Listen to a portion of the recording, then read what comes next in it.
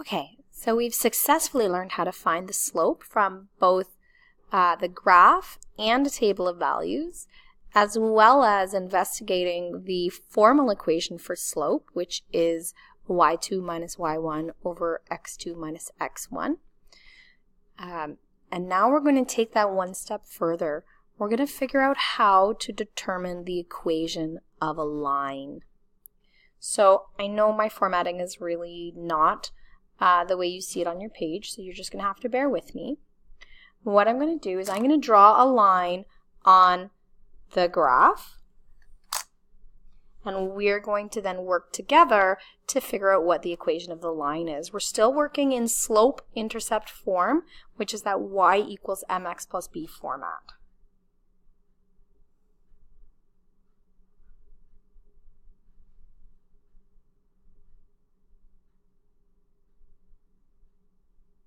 Okay, just give me a second here. I'm drawing the line. Okay, there we go. That's pretty good. So that's the line that we're going to use. So you can take a look at that if you want. Take a second, copy that down, or you can draw it in afterwards. So in order to find the equation of the line,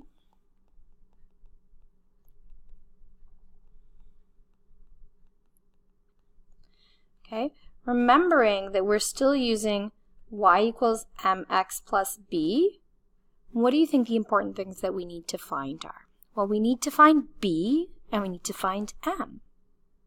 And that's it. Once we have those two values, we're set. We can write the equation of the line. So I'm going to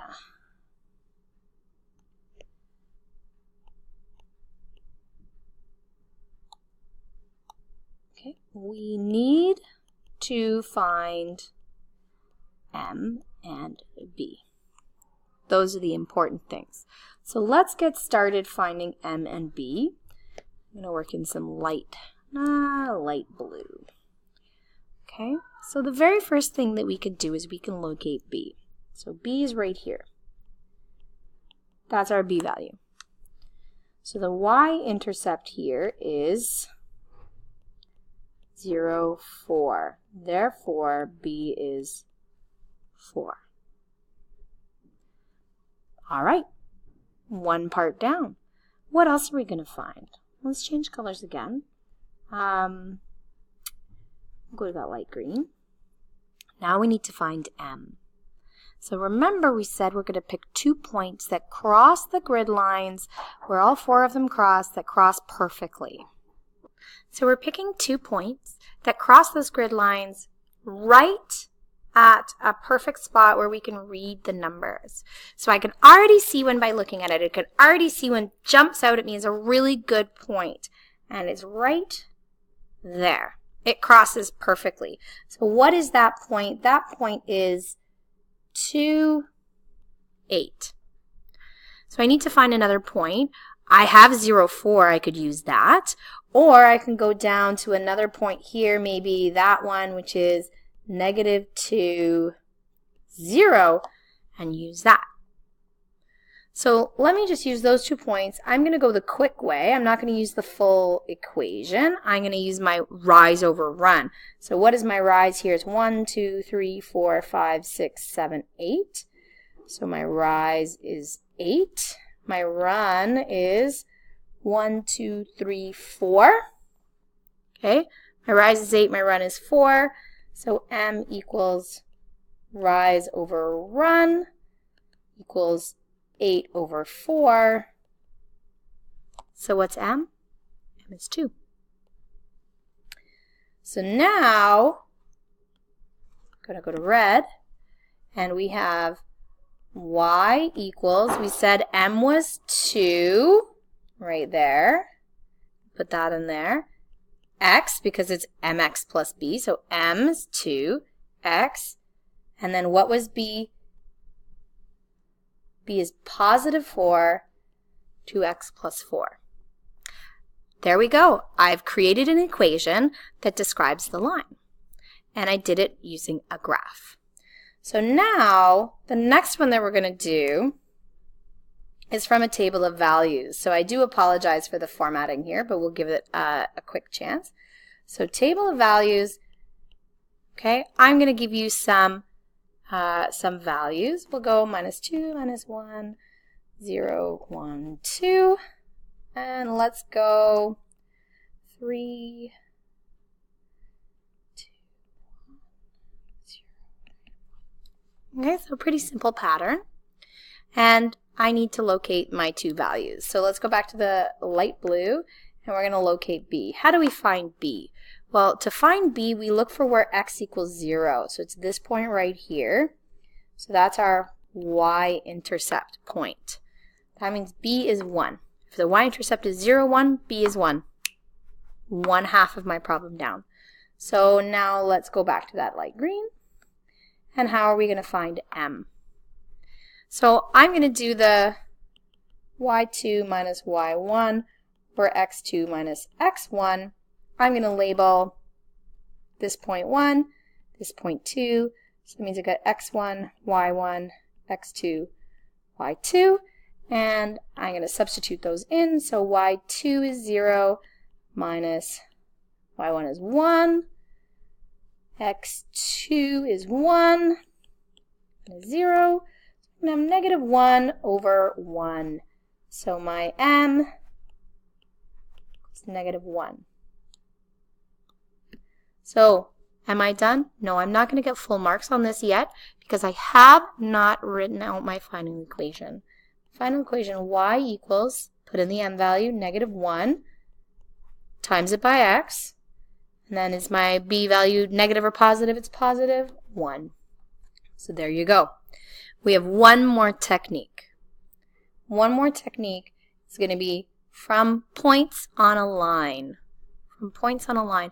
And this one is going to be a little more complicated because we don't have an easy way to find B. So we're going to have to use 2 specific steps to find B. So let's get started. Okay, I'm going to give you 2 points. I'm going to say 3, 2, and 1, 4. Those are my 2 points. We'll call them point A and point B. So what we've done so far is we've located B first because B was really easy. In this case, we don't have an easy way to find B, so we're going to have to find M first. So let's find M. We'll do M equals y2 minus y1 over x2 minus x1. Does it matter which point I use? No. So I'm just going to say, okay, 1, 2, that means x1, y1, x2, y2. Let's substitute it in. So y2 is 4, y1 is 2, x2 is 1, x1 is 3, 4 minus 2 is 2, 1 minus 3 is -2, so my slope is -1. That's what it reduces to. 2 divided by 2 is 1. If we've got a negative in there, it's -1. So now what do? Well, here's where it becomes more interesting. So we're going to take this -1 and we're going to plug it into y equals mx plus b. So now we have y equals -1x plus b. And I'm going to select one of the points and substitute it in. Because I have an x and a y. And if I have an x and a y, I'm halfway to being able to solve for the unknown variable of b.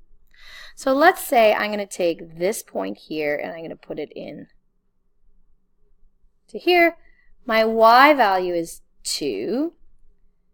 My slope is -1. It multiplies the x value, which is 3, plus b. So 2 equals -3 plus b. Now we know from the basics of equation solving, something you've probably been exposed to before, that I can move this across the equal sign. By doing that, I have to change the operation. So it has to go from being a subtraction to an addition. 2 plus 3 equals b. 5 equals b. Now I have b. Am I done? I'm not done yet.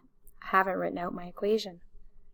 Y equals negative 1x plus 5. You've done it. It takes one more complex step than finding it from a table of values or a graph, but with the application of a little bit of algebra, you can find B no problem.